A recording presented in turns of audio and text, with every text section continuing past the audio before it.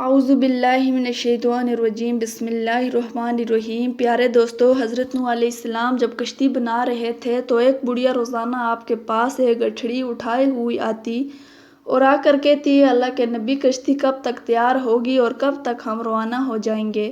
تو حضرت نوح علیہ السلام فرماتے، کشتی تیار ہونے میں ابھی کافی وقت باقی ہے۔ وہ بوڑھی عورت مسلسل ہر روز تک آتی رہی اور حضرت نوح علیہ السلام سے یہی سوال کرتی رہی۔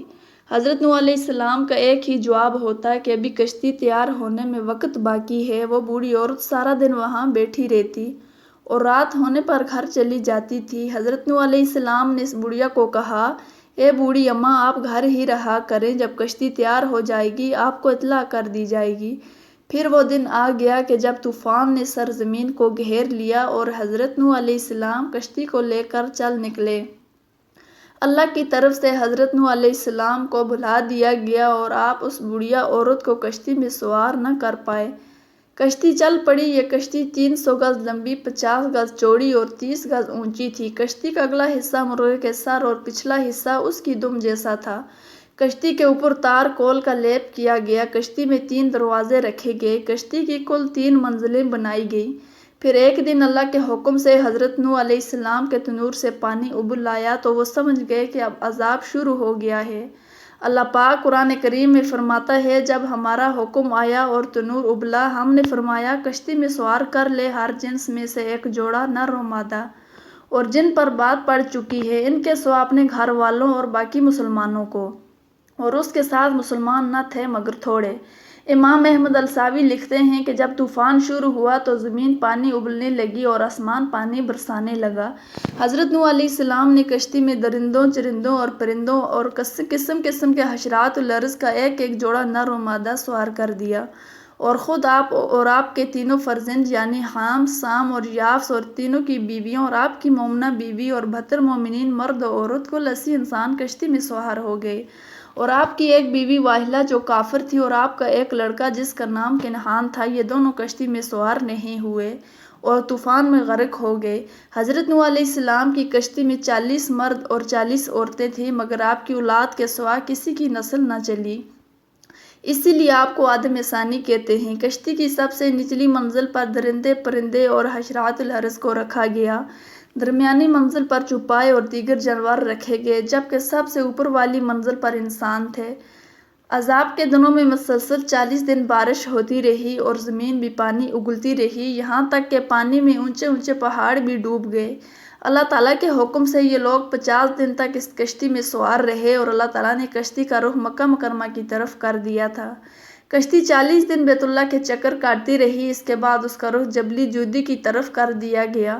جہاں کشتی رکی تو حضرت نوح علیہ السلام نے ایک کوا کو حکم دیا کہ جاؤ زمین کی خبر لے کر آؤ۔ کوا وہاں سے اڑا اور راستے میں اس کو مرے ہوئے جانور ملے تو کوا اس کا گوشت کھانے میں مصروف ہو گیا، اس وجہ سے اس کو کافی دیر ہو گئی تھی۔ پھر ایک کبوتر کو زمین کی خبر لینے کے لیے روانہ کیا گیا۔ کبوتر ایک زیتون کے پتے کو لے کر آیا، اس کے پاؤں کچرے گندے ہوئے تھے۔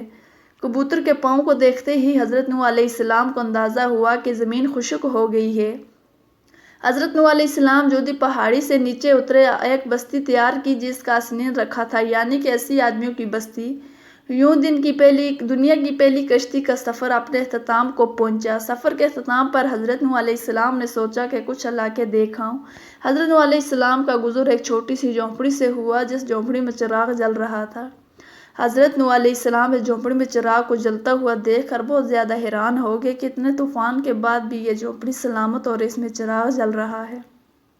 حضرت نوح علیہ السلام نے وہاں اللہ تعالیٰ کے نام کا نعرہ بلند کیا تو وہ بڑھیا گھر سے باہر آئی اور کہنے لگی، اے اللہ کے نبی، کیا کشتی تیار ہو گئی ہے؟ حضرت نوح علیہ السلام نے اس بوڑھی عورت کو پہچان لیا اور بہت حیران ہو کر پوچھا، اے بوڑھی اماں، تجھے طوفان کے بارے میں علم نہیں ہوا؟ عورت نے جواب دیا، اے اللہ کے نبی، بس اتنا پتہ ہے کہ بادل گرج رہے ہیں اور ہلکی ہلکی ہوا چل رہی تھی۔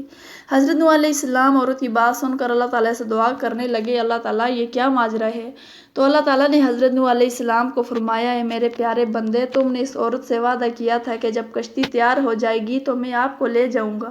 اے نوح علیہ السلام، میں نے اس عورت کی جھونپڑی کو اس لیے تباہ نہیں کیا تھا کہ میرے بندے نے اس عورت کے ساتھ وعدہ کیا تھا کہ میں اس عورت کو لے چلوں گا۔ حضرت نوح علیہ السلام اللہ پاک کی نشانی دیکھ کر خوب روئے۔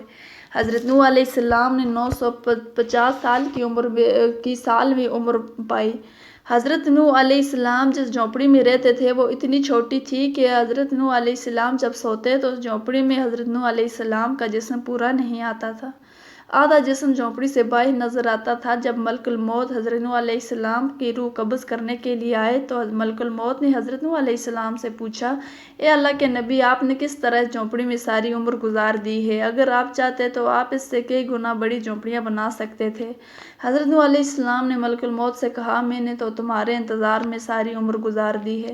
ملک الموت نے جواب دیا کہ ایک وقت ایسا بھی آئے گا کہ انسانوں کی عمریں بہت زیادہ چھوٹی ہوں گی، ان کی عمریں 100 سال سے زیادہ نہیں ہوں گی۔ وہ اس چھوٹی عمروں میں بہت بڑے بڑے محل تیار کریں گے۔ حضرت نوح علیہ السلام نے ملک الموت سے کہا، اگر مجھ کو اس دور میں پیدا کیا جاتا تو میں اتنی عمر میں اللہ تعالیٰ کی یاد میں سجدے میں گزار دیتا۔ اللہ تعالیٰ سے دعا ہے کہ اللہ تعالیٰ ہم سب کو نیک کام کرنے کی توفیق عطا فرمائے، آمین یا رب العالمین۔